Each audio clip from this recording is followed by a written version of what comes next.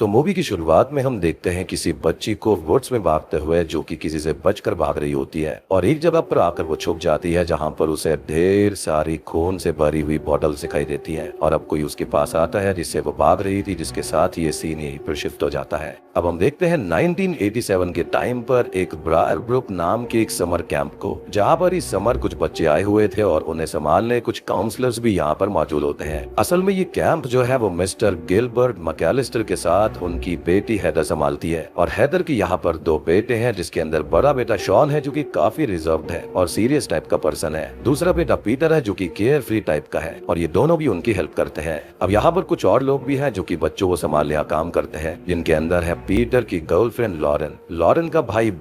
Ben की friend Ashley और उनके बहुत सारे दोस्त जिनके नाम है कैली, वेरोनिका, माइक, डैनी और डिलन, जो कि एस काउंसलर्स यहाँ पर हर समर काम करते हैं। अब आज इस समर कैंप का आखिरी दिन होता है और एक प्ले के बाद जिसको बेन और एशली ने रेडी कराया था, सभी बच्चों को यहाँ से भेज दिया जाता है, जिन्हें शॉन एक बस से उनके घर छोड़ने चला जाता है। गिलबर्ट भी अपने घर चला जाता है और वो अपनी शुरुआती लाइफ से ही इस कैंप को ही चला रहा था और उसकी मुलाकात अपनी वाइफ से भी यहीं पर हुई थी और यहीं पर उसने शादी करी और उसकी वाइफ की डेथ भी यहीं पर हो गई। अब गिलबर्ट की एज हो चुकी है तो वो कैंप से रिटायरमेंट लेकर और सारी जिम्मेदारी हेदर और अपने बेटों के नाम करके अपने घर चला जाता है। अब रात हो जाती है और समर कैंप की आखिरी नाइट थी तो सारे काउंसलर्स मस्ती करते हैं और मजाक मस्ती में पीटर सबको अगाथा नाम की नर्स की कहानी सुनाने लगता है कि वो इस कैंप के अंदर नर्स थी और चोरी चुपके बच्चों पर एक्सपेरिमेंट्स करके उन्हें गलत हर्ब्स दिया करती थी, जिससे उसे यहाँ पर निकाल दिया गया और फिर वो वुड्स में जाकर बस गई और मरने के बाद भी यहीं पर गोस्ट बनकर रहने लगी और उसको भी कोई समन करता है तो उसे वो क्लेम करने आ जाती है।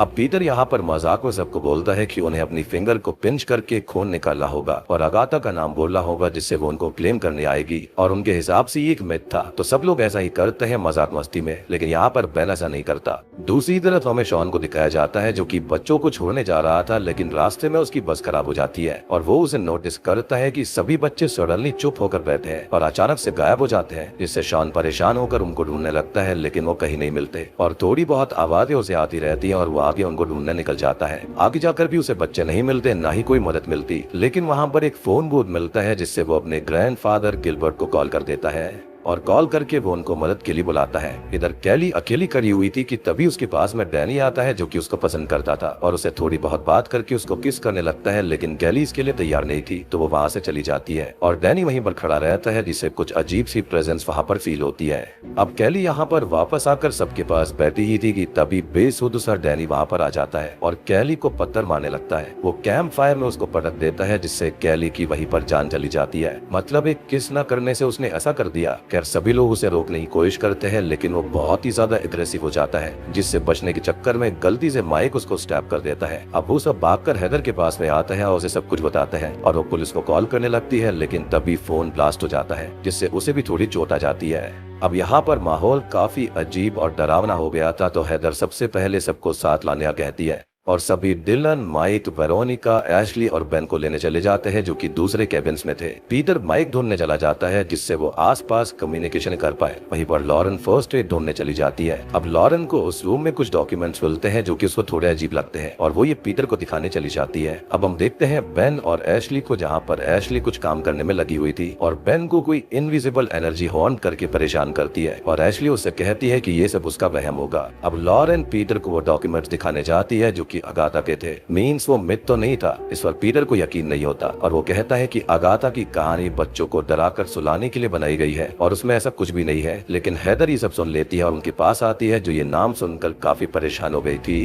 दूसरी ओर हम देखते हैं वेरोनिका, माइक और डिलन को, जो कि बेन और एशली वो ढूंढ रहे थे कि तभी डिलन वेरोनिका से कुछ उल्टा सीधा बोल देता है जिससे गुस्सा होकर वहां पे चली जाती है और माइक के साथ उसकी हाथापाई होने लगती है। लेकिन तभी उन दोनों को वेरोनिका के चिल्लाने की आवाज आती है और वो दोनों उसके पास जाते हैं तो यहाँ पर बहुत सारी खून की भरी हुई बोतलें लटकी हुई थी और वेरोनिका जख्मी हालत में पड़ी थी जिसकी जीभ कटी हुई थी। इसे देखकर वो दोनों बहुत ज्यादा डर जाते हैं। अब हम देखते हैं हेदर को, जो कि पीटर और लॉरेन को, जिन्हें हेदर अपनी कहानी बताती है कि बचपन में वो अपने दोस्तों के साथ इसी समर कैंप में आया करती थी और एक बार उसका सामना अगाथा से हुआ था जिसने उसे और उसके दोस्तों को कैद कर लिया, उनके ऊपर एक्सपेरिमेंट करने की कोशिश करी और उन्हें हॉन्ट किया, जिसका एक ट्रॉमा आज भी उसके अंदर है। और यही रीजन था कि हैदर अगाथा का नाम सुनकर बहुत घबरा गई थी। खैर अब तभी वहाँ पर शेरिफ आता है जो कि हैदर का बचपन का दोस्त है और उसके साथ वो बचपन में कैंप में भी आया करता था, जिससे वो लोग मदद मांगते हैं और वो हेल्प के लिए कॉल करे, लेकिन उससे पहले ही उसकी कार और मैसेज डिवाइसेस बंद हो जाते हैं। अब वहाँ पर भागते हुए डिलन और माइक आते हैं जो उन्होंने देखा उसके बारे में उनको बताते हैं कि वहाँ पर कोई रिचुअल जैसी जगह थी, जिसे सुनकर लॉरेन कहती है कि ये अगाथा का ही काम है। और अगाथा के बारे में सुनकर शेरिफ बहुत परेशान हो जाता है, एज उसको भी बचपन में अगाथा ने हॉन्ट किया था, जिससे उसने बड़ी मुश्किल से अपनी जान बचाई थी और वो उनकी हेल्प करने से ही मना कर देता है। अब वहाँ पर तभी एक पिज्जा डिलीवरी बॉय आता है और शेरिफ उसकी कार से वहाँ से भाग जाता है।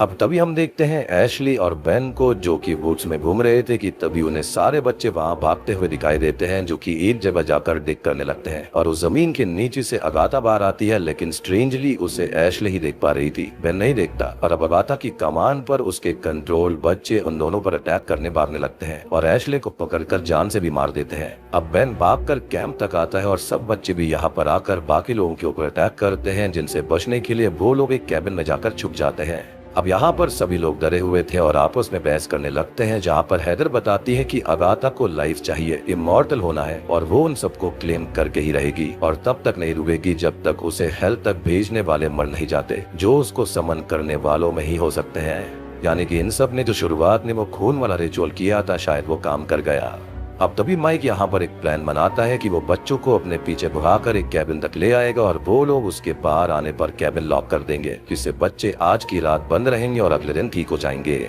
यानी कि उनका हिप्नोसिस या फिर पोजेशन अगाथा से टूट जाएगा। अब वो ऐसा ही करता है और बाहर भागता है, जिसका पीछा करते हुए बच्चे आते हैं, लेकिन कैबिन में जाते ही बच्चे उसे पकड़ लेते हैं और डिलन को लगता है कि वो इन्फेक्टेड हो गया होगा, तो वो उसे वहीं कैबिन में बच्चों के बीच में छोड़कर डोर को लॉक कर देता है और लॉरेन उस पर गुस्सा करती है, लेकिन वो माइक को बाहर लाने से मना कर देता है और सभी बच्चे माइक को खत्म कर देते हैं। अब वो सब एक साथ कैबिन में होते हैं और पीटर बाहर से आता है, जिस पर एक बच्चा अटैक कर देता है क्योंकि बाहर ही रह गया था। और तभी गिलबर्ट और शॉन वहाँ पर आ जाते हैं और गिलबर्ट उस बच्चे के आसपास शूट करता है और अगाथा उस बच्चे को लेकर वहाँ से चली जाती है। अब वो पीटर पर बहुत ज्यादा गुस्सा करता है कि उसने बहुत बड़ी गलती कर दी है, इस पर वो कहता है कि उसे नहीं पता था कि अगाथा सच है और सब कुछ इतना आगे बढ़ जाएगा। खैर अब गिलबर्ट सबको अगाथा की असली कहानी बताने लगता है, जिसके अंदर सालों पहले जब उसने कैंप शुरू किया था तो वो अपनी वाइफ के साथ यहाँ पर रहता था और एक दिन कैंप के लिए एक नर्स जॉब अप्लाई करती है जिसका नाम अगाथा ही था। वो उसे जॉब पर रख लेते हैं और अब धीरे धीरे उसकी वाइफ की तबीयत खराब होने लगती है, जिसकी सेवा अगाथा करने लगती है, लेकिन कोई भी सुधार नहीं होता और वो अपने आखिरी टाइम में आ जाती है और इधर अगाथा गिलबर्ट को अपने प्यार में फंसा लेती है और वो दोनों इंटीमेट भी हो जाते हैं। अब कुछ वक्त के बाद में उसकी वाइफ की डेथ हो जाती है और गिलबर्ट बहुत दुखी होता है। इसको आगे पता चलता है कि अगाथा ने आज तक जो दवाई उसकी वाइफ को दी थी वो उसको ठीक करने के लिए नहीं थी, बल्कि धीरे धीरे उसकी जान लेने की थी।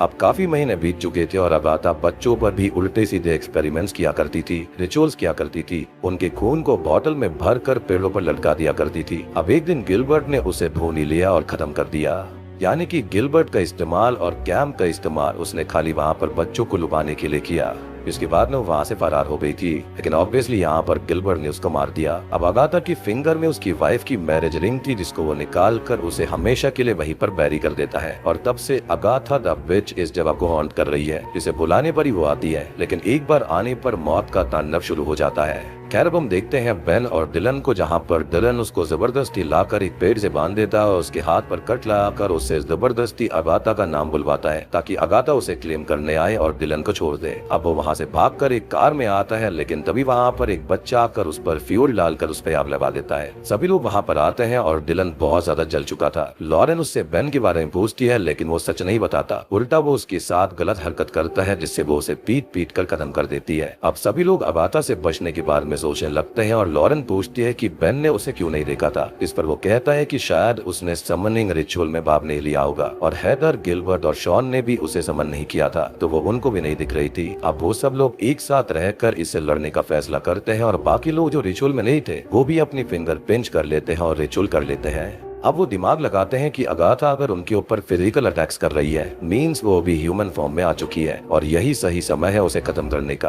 अब हैदर और गिलबर्ट अलग जाते हैं और बाकी तीन अलग जाते हैं उसको ढूंढने के लिए। पीटर, शॉन और लॉरेन को बेन के चिल्लाने की आवाज सुनाई देती है और पीटर उस आवाज के पीछे भागता है, लेकिन वो बेन था ही नहीं और अगाथा उसका गला काट कर वहाँ से चली जाती है। यानी कि यहाँ पर वो और लोगों को मिमिक भी कर सकती थी। और पीटर यहाँ पर शॉन और लॉरेन के हाथों में ही अपना दम तोड़ देता है, जिससे वो दोनों ही डूब जाते हैं। अब इधर अगाथा आकर हैदर को पकड़ लेती है और गिलबर्ट उसको रोकता है और वो रिंग देने लगता है, लेकिन ये एक ट्रिक थी क्योंकि तभी वहाँ पर लॉरेन आकर उस पर एरो शूट कर देती है, लेकिन इससे उसको कुछ ज्यादा नहीं बिगड़ता और वो गिलबर्ट को शूट करके ही खत्म कर देती है। अब हैदर, शॉन और लॉरेन उससे लड़ते हैं और उस पर काबू पाकर उसे सब कुछ ठीक करने कहते हैं, लेकिन वो उन्हें मॉक करते हुए अपनी बिच वाली हंसी हंसने लगती है, जिसके बाद में वो लोग उसे खत्म करके उसके टुकड़े टुकड़े कर देते हैं और पानी में फेंक देते हैं ताकि वो वापस ना आ पाए। अब तक सुबह भी हो जाती है और एक पुलिस कार वहाँ पर आती है जिसके अंदर एक ऑफिसर था और उसे यहाँ पर पेन लाया था जो कि असल में बच गया था, और यहाँ का मंजर देखकर ऑफिसर भी डर जाता है। और इसी के साथ में ये मूवी यहीं पर खत्म हो जाती है। तो दोस्तों, ये थी she came from the wood short horror story की एक प्रॉपर हॉरर फिल्म जो कि हाल ही में आई है, और आप भी जाकर इस मूवी को जरूर देखना, आपको भी देखने में काफी मजा आएगा। बाकी यहाँ पर ज्यादा कुछ एक्सप्लेन करने जैसा कुछ है नहीं, काफी स्ट्रेट फॉरवर्ड फिल्म है। उम्मीद करता हूँ कि आपको कॉन्सेप्ट पसंद आया होगा। पसंद आए तो वीडियो को लाइक कर देना, चैनल के ऊपर नए हैं तो सब्सक्राइब कर लीजिए और कॉमेंट करके बताना कि आपको ये वीडियो कैसी लगी। तो मैं आप सबको मिलता हूँ अगली वीडियो के साथ में।